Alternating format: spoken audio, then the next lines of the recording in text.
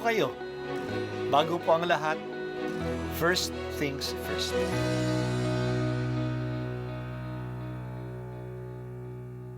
Good morning po. Sinisimulan po natin ngayon ang first things first. At dito po, tinatalakay natin sa unang bahagi ng umaga natin ay ang first readings na binabasa po sa banal na misa. Ito pong tinatalakay natin kasi madalas po kasi marami na tayong alam tungkol sa gospel readings.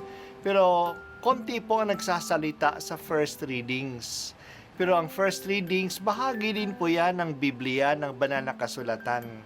Kaya susubaybayan po natin ang mga first readings, basahin po natin at kuminsan kailangan ng basahin ng 2 o 3 beses bago maintindihan kasi hindi po tayo familiar sa mga istorya at sa mga kaisipan na tinatalakay dito. Ang pagbasa mula sa aklat ng Henesis.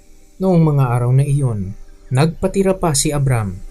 Sinabi pa sa kanya ng Diyos, "Ito ang ating tipan. Ikaw ay magiging ama ng maraming bansa." Hindi na Abram ang itatawag sa iyo, kundi Abraham, sapagkat ginagawa kitang ama ng maraming bansa. Pararamihin ko ang iyong mga inapo at magtatatag sila ng mga bansa at may magiging hari sa kanila. Tutuparin ko ang aking pangako sa iyo at sa iyong lahi, at ako'y magiging Diyos ninyo habang panahon. Ibibigay ko sa inyo ang lupaing ito na inyong titirahan ngayon. Magiging inyo na ang buong lupain ng Kanaan habang panahon, at ako ang magiging Diyos ninyo. Kayo naman ay dapat maging tapat sa ating tipan, ikaw at ang iyong lahi, sabi pa ng Diyos kay Abraham. Ang salita ng Diyos. Salamat sa Diyos. Ang isang katangi-tanging relasyon ng Diyos at ng mga taong tinatawag niya sa Biblia ay mayroon silang patuloy at pangmatagalang ugnayan.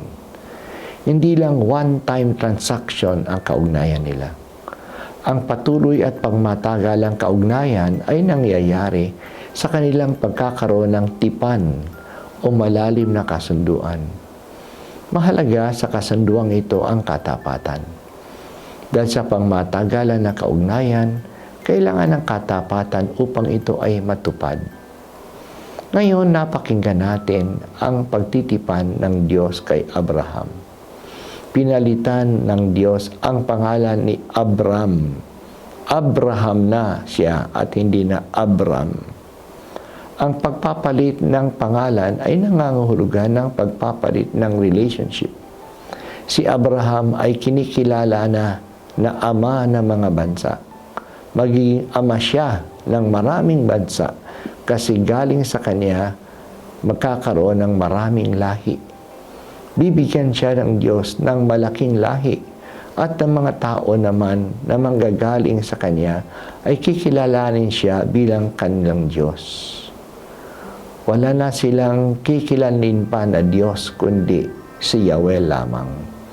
Bibigyan din sila ng lupain kung saan sila titira. Ito ay ang lupain ng Kanaan.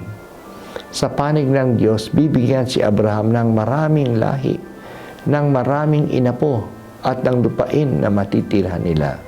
Sa panig ni Abraham at ang kanyang lahi, si Yahweh lang ang kikilalin nilang Diyos. Katapatan ang garantiya ng isang kasunduan ay mangyayari. Dapat ang bawat panig ay maging tapat sa kanilang bahagi sa kasunduan. Naging tapat ang Diyos. Talagang nagkaroon ng maraming lahi si Abraham. Kahit na wala pa siyang sariling anak kay Sarah, na asawa niya na matanda na sila. Naging tapat ang Diyos sa pagbibigay sa kanilang lupain, ang lupain ng Kanaan. Ang naging problema lang ay ang katapatan ng lahi ni Abraham sa pagkilala kay Yahweh na siya lamang ang Diyos nila. Sa takbo ng kanilang kasaysayan, nakikita natin na sumamba sila sa mga Diyos-Diyosan ng ibang mga bansa. ang mga Israelita ang hindi naging tapat. Dahil dito, kumonti sila, natalo sila ng ibang mga karatig bansa at nawala sa kanila ang lupain.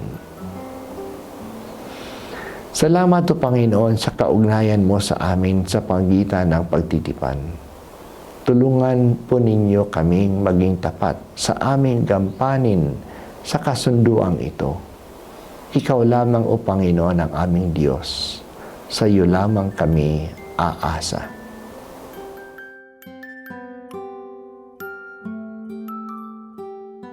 At ako po ay si Bishop Broderick Pabilio dito sa First Things First.